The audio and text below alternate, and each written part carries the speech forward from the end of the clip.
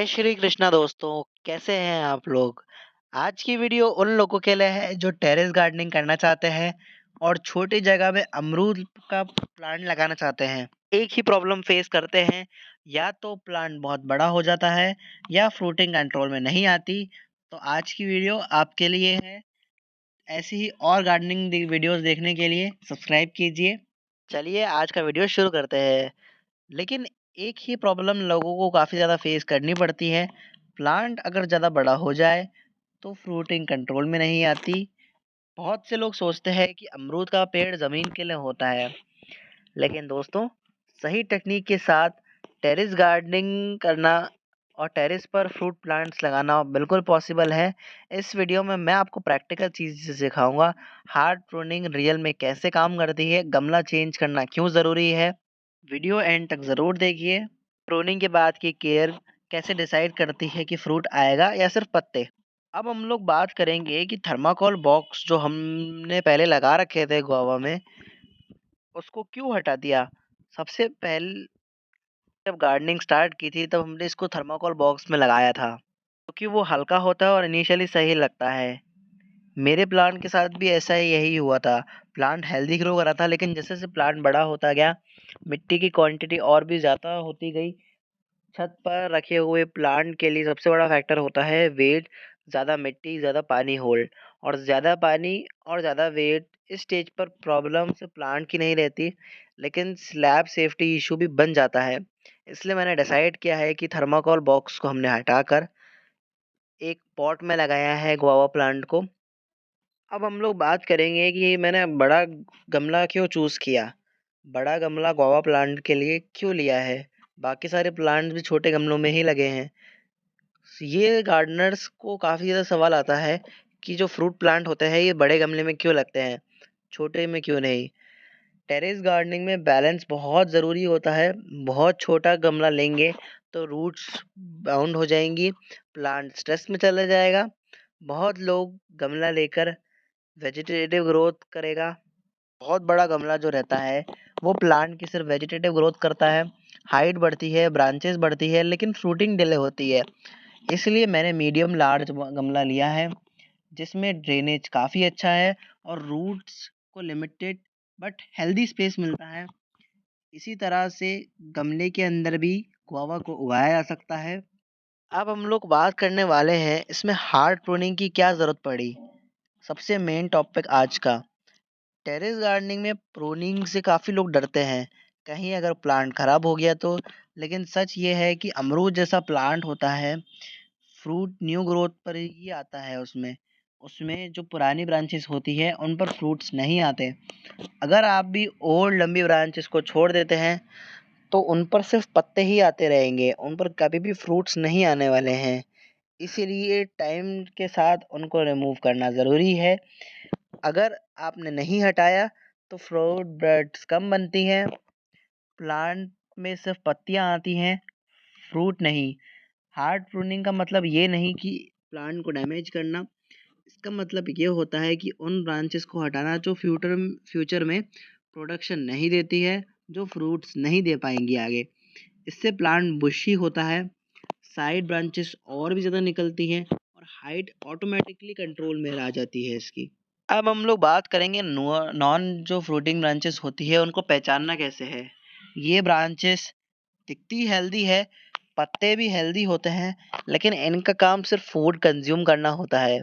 ये ब्रांचेस जो होती है प्लांट की सिर्फ एनर्जी खाती है, ये कोई फ्रूट्स नहीं देती। जो फ्रूटिंग ब्रांचेस को मिल सकती थी एनर्जी, ये वो सारी एनर्जी ले लेती हैं। अगर आप भी इनको टाइमली रिमूव नहीं करेंगे तो प्लांट कंफ्यूज रहता है कि एनर्जी कहाँ इन्वेस्ट करे। इसलिए जो मैंने प्रूनिंग की थी, सिर्फ उन ब्रांचेस को रखा था जो आउटवर्ड डायरेक्शन में ग्रो हो रही थी और जिन पर फ्यूचर में फ्रूटिंग पॉसिबल है। यह स्टेप फ्रूट क्वांटिटी और क्वालिटी दोनों पर अच्छा है। हमने पिछले साल भी इनकी प्रूनिंग की थी, तब से इसमें काफ़ी सारे फ्रूट्स आए थे। अब हम लोग बात करेंगे कि गुआवा को हम बॉन्साई टाइप कैसे बना सकते हैं। बॉन्साई टाइप का अमरूद का मतलब सिर्फ प्लांट को छोटा करना नहीं होता। इसका मतलब ये होता है मैक्सिमम प्रोडक्टिविटी और मिनिमम स्पेस जैसे हमने पॉट में लगा रखा है, तो हम इसमें भी कैसे अच्छी फ्रूटिंग ले सकते हैं। देखिए, टेरेस गार्डन पर हम ज़मीन जैसा लग्जरी अफोर्ड नहीं कर सकते, इसलिए हम प्लांट का आर्किटेक्चर बहुत इम्पोर्टेंट हो जाता है हमारे लिए। Control root space, regular pruning, proper sunlight, proper nutritions जो ज़मीन में इजीली मिल जाते हैं, लेकिन यहाँ हमें देने पड़ते हैं। प्लांट को नेचुरली फ्रूटिंग मोड में ले जाते हैं। ऐसे प्लांट ना ज़्यादा लंबा होता है, ना ज़्यादा वीक, बल्कि हैंडलिंग ईजी हो जाती है प्लांट की, और हार्वेस्टिंग भी इसकी सिंपल रहती है। टेरेस गार्डनिंग के लिए ये अप्रोच जो होती है, ये लॉन्ग टर्म में अच्छी और सस्टेनेबल मानी जाती है। अब हम लोग बात करने वाले हैं प्रूनिंग के बाद इसमें क्या-क्या चेंजेस आने वाले हैं। जो हमने ये सर्दियों की हार्वेस्ट लेके प्रूनिंग करी है, इससे क्या इफ़ेक्ट देखने को मिलेगा। तो देखिए, प्रूनिंग के बाद तुरंत रिजल्ट की एक्सपेक्ट नहीं कर सकते हम लोग। प्लांट थोड़ा रिकवरी टाइम में चला जाता है।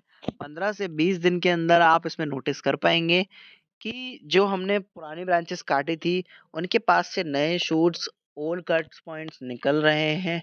ये नए शूट्स ज़्यादा स्ट्रॉन्ग और थिक होंगे, क्योंकि उनको डायरेक्ट एनर्जी मिलेगी, कैनोपी बैलेंस होने लगता है, सनलाइट हर ब्रांच तक पहुँचती है और एयर फ्लो भी काफ़ी इम्प्रूव हो जाता है।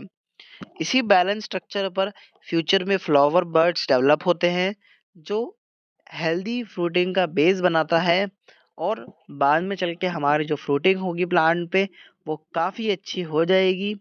बैलेंस स्ट्रक्चर से होता ये है कि जो फ्लावर बर्ड्स होती है जो नई आएंगी, वो काफ़ी अच्छे फ्रूट्स बनाएंगी, पहले से और भी ज़्यादा अच्छे फ्रूट्स बनेंगे। अब हम लोग बात करेंगे कि हमने प्रूनिंग तो कर दी इसकी, अब प्रूनिंग के बाद क्या केयर करनी चाहिए। प्रूनिंग के बाद सबसे सेंसिटिव स्टेज होती है। इस टाइम पर अगर आपने गलती कर दी, तो सारी मेहनत खराब भी हो सकती है। इसे हमें थोड़ा डायरेक्ट तेज़ धूप से बचाना है, इसलिए हमने इसको दीवार के पास रखा है। 7 से 10 दिन तक थोड़ा धूप से इसको प्रोटेक्ट कर रहा है।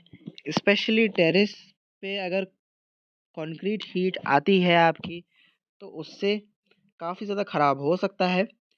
दूसरी जो चीज़ करनी है, हमें इसमें वाटरिंग लिमिटेड रखनी है। सिर्फ़ इतनी कि ऊपर की सॉइल मॉइस्ट रहे, ज़्यादा गीली नहीं। इस स्टेज पर हैवी फर्टिलाइज़र देना अवॉइड करना है, लाइट वर्मी कंपोस्ट ही देना है। अगर आपके पास सीवीड एक्सट्रैक्ट हो, तो आप वो भी यूज़ कर सकते हैं। हमने तो उसमें वर्मी कंपोस्ट का फर्टिलाइज़र डालेंगे, जैसे ही प्लांट थोड़ा रिकवर होने लग जाएगा। अब फाइनल बात करेंगे कॉमन मिस्टेक्स जो लोग अक्सर कर देते हैं, और मैक्सिमम गार्डनर्स यही गलती कर देते हैं। प्रूनिंग के तुरंत बाद यूरिया या फिर स्ट्रॉन्ग फर्टिलाइज़र दे देंगे। प्लांट को शॉक दे देता है जो फर्टिलाइज़र्स होते हैं। हैवी फर्टिलाइज़र्स कभी भी प्रूनिंग के बाद नहीं डालने चाहिए।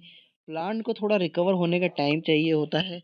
जैसे ही प्लांट रिकवर होने लग जाएगा, हम इसमें और भी ज़्यादा फ्रूट्स देने के लिए इसमें फर्टिलाइज़र्स डालेंगे। ज़्यादा पानी देने से रूट्स ऑक्सीजन नहीं ले पाती, और रीग्रोथ स्लो हो जाती है। कुछ लोग प्रूनिंग के बाद प्लांट को पूरी तरह शेड में रख देते हैं, जिससे शूट्स वीक हो जाती है। यहाँ पर सबसे ज़्यादा पेशेंस रखनी होती है, प्लांट को थोड़ा समय देना होता है, ज़्यादा छेड़छाड़ नहीं करनी होती प्लांट के साथ। टेरेस गार्डनिंग में कम चीज़ सही टाइम पर सबसे ज़्यादा काम करती है। आपको भी यही ध्यान रखना है, कैसे कंट्रोल और प्रोडक्टिव बनाया जा सकता है प्लांट को। गमला सबसे इम्पोर्टेंट रोल प्ले करता है। हार्ड प्रूनिंग तभी करनी है जब प्लांट बहुत ज़्यादा घना होता जा रहा हो और फ्रूट्स कम होते जा रहे हो। दूसरी जो चीज़ है, नॉन फ्रूटिंग ब्रांचेस को रिमूव करते रहना है, और इसकी केयर प्रूनिंग के बाद ज़्यादा करनी है। ज़्यादा इसको छेड़छाड़ नहीं रखना है, लेकिन केयर में इसमें सनलाइट अच्छी रखनी है। सनलाइट इसको 10 दिन बाद खूब तेज़ मिलनी चाहिए, उससे ग्रोथ रैपिडली तेज़ हो जाएगी। अगर आप भी छोटी जगह में भी हेल्दी और फ्रूट लोडेड अमरूद चाहते हैं, तो साइज़ से ज़्यादा सिस्टम और टेक्निक पे फोकस रखना है। टेरेस गार्डनिंग स्लो होती है, लेकिन जब रिज़ल्ट आता है, तो सैटिस्फैक्शन डबल हो जाती है इसकी। ऐसी ही और गार्डनिंग टिप्स के लिए सब्सक्राइब कीजिए। मिलते हैं नेक्स्ट किसी वीडियो में नए टॉपिक के साथ। तब तक के लिए हैप्पी गार्डनिंग।